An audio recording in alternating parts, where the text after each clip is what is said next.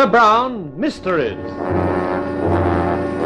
Adventures in excitement and suspense, based on the best-selling novels by the slick storytelling sensation, Carter Brown.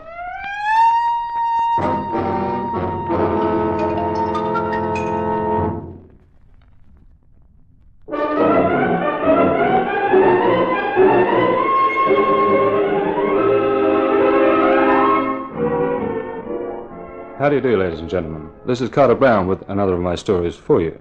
There's drama and suspense in the scream of a jet plane through the blue. There's more drama and suspense when the plane crashes and no one knows why. That's the basis for my book, High Sky Hoodoo, the story of Whitney Kent, jet pilot and war hero whom everyone calls a jinx. And here he is to tell you about it.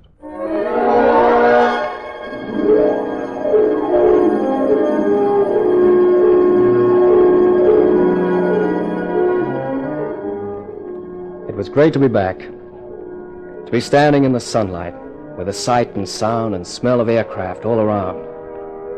Ahead of me, I could see the lean, lethal lines of the F-92K, Kent Aircraft's jet fighter. Beside me, I could see the lean, lovely lines of Sue Pearson, Kent Aircraft's secretary. That is, my old man's secretary, and he is Kent Aircraft. As the pilot, Hank Jordan, lit the torch and the twin jets built up, Sue Pearson turned to me. What are you going to do now you're back, Whitney? I've made a resolution to get to know some of the people who work here better. You know, see as much of them as possible. Lose that look in your eyes when you say that, Whitney. You make me feel like a bargain in the slave market. What's going on here this morning? This is a test flight? In a way. He's moving. He's off the ground. There he goes. You sound awfully tense, Sue, for a routine test flight. It's not a routine job. Where have you been the last 6 months, Whitney? Haven't you been reading the papers? I've been too busy selling that fighter, remember? I come home with orders for the factory's entire output for the next 2 years. Not a bad effort, huh? Not bad.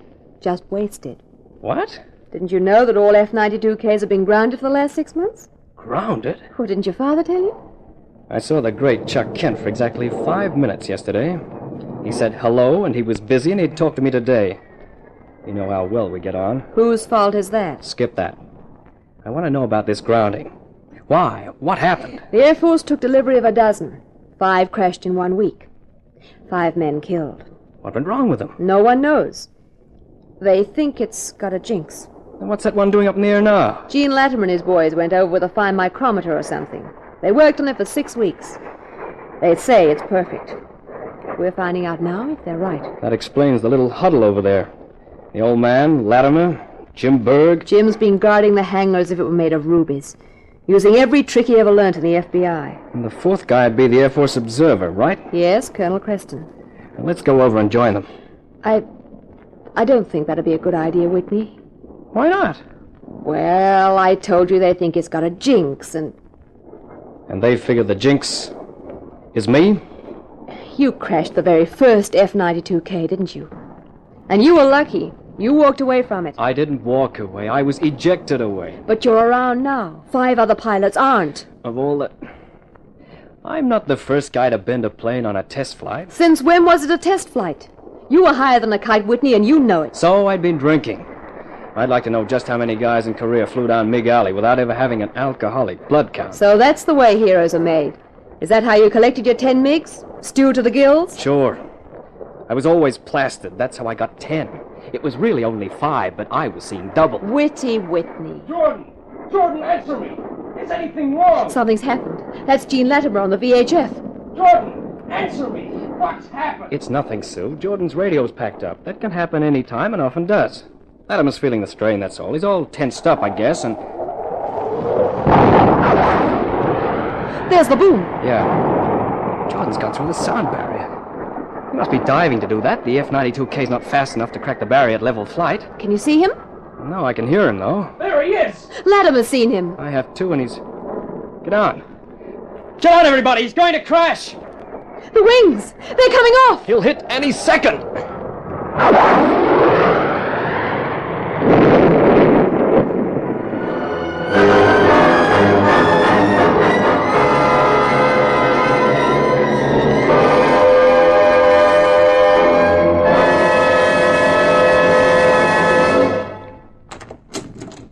Come in, Whitney. We've been waiting for you.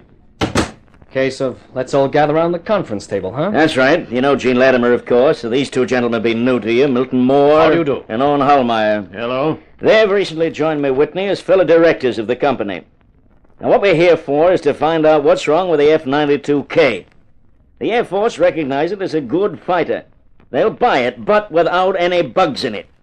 I've talked to Colonel Creston, and his suggestion affects you, Gene.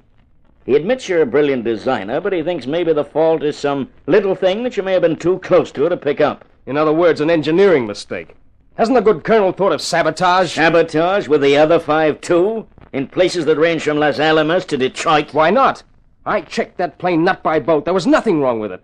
What else can it be but sabotage? And I'm looking right at the man I think's responsible for it. Meaning me, Gene? Meaning you, Whitney. You crashed the first one, set us back months.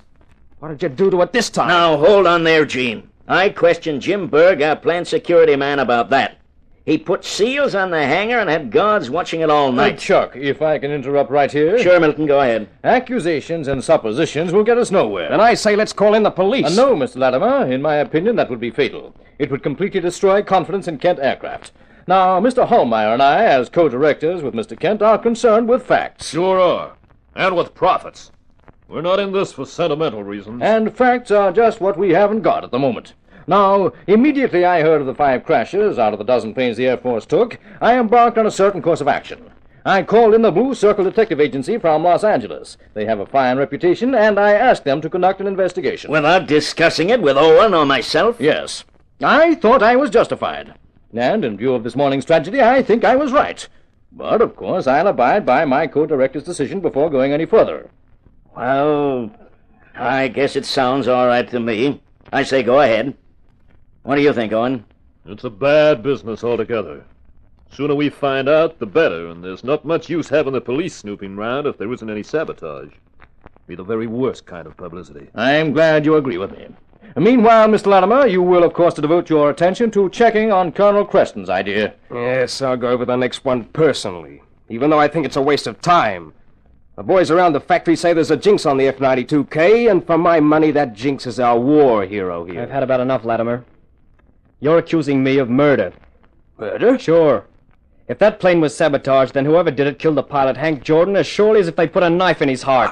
I didn't... No, you didn't think of that. Maybe next time you use your brains before your mouth.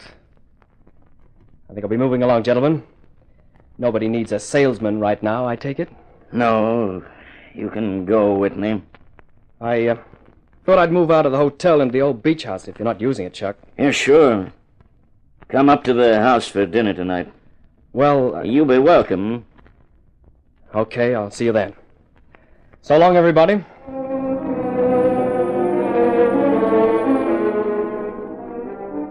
I headed for my hotel to pack my stuff and to move it out to the beach house. On the way over, I wondered about the 2 new directors, Moore and Hallmeyer. What were they doing in the setup? Chuck hadn't said anything to me about them before. But then the old man and I hadn't been all that close. When I opened my hotel room door, I got a surprise. It had an occupant who was busily going through my suitcases. What's this? Government census? How many pairs of socks does the man back from Europe carry? You're Whitney Kent? Check. Who might you be? My name's Slade. I'm with the Blue Circle Detective Agency. And what are you doing here? Checking. Oh?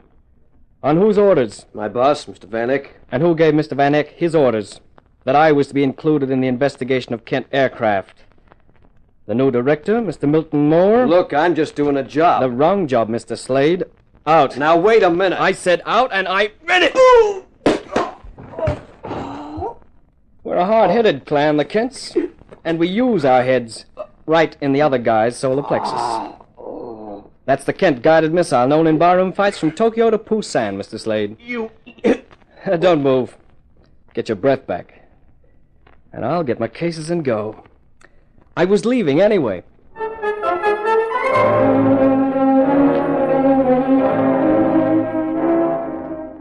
I'm glad you came, Whitney. So am I, since you asked Sue as well. I didn't realize your confidential secretary was that confidential. Whitney can't have all that. Don't take any notice of him, Sue. I'll do better. I'll take an axe to him. Hey, how was Europe, Whitney? Fine. In Paris, there was Fifi, chic and shapely and using such an expensive perfume. In Belgium, there was Fifi, still using that perfume. In London, there was Margaret. What happened to Fifi in London? Can't you guess? She ran out of perfume. You've always got the smart answers, haven't you? I wonder why. Defense mechanism, Chuck. It's a long time since I had to talk to you, son. I tried to, anyway. Grew up too quick for me, I guess. I never had time to get away from the plant, and then, when I did, you were in Korea. It doesn't matter. It was tough enough being Chuck Kent's son while you weren't around. If you'd been around, it only made it tougher. I never knew it was as bad as that. Well, we both had it tough, I guess. You lost a wife, the mother I never had.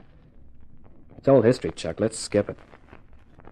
How long have you had these guys Moore and Hallmeyer in with you? I had to bring them in, Whitney. Expansion was too rapid. I needed capital, and they had it. That Moore seems like a smart guy. He is. He was with Ace Aero Corporation before he came in with me. Built them up out of almost nothing. Hallmeyer's a Texan, oil money, likes to speculate. This experience might change his mind. And how about me? Huh? What do you mean? I'm back, having sold a lot of planes we can't deliver right now. So what next? You mean, what are you going to do? Just that. Well, you've been working hard over there.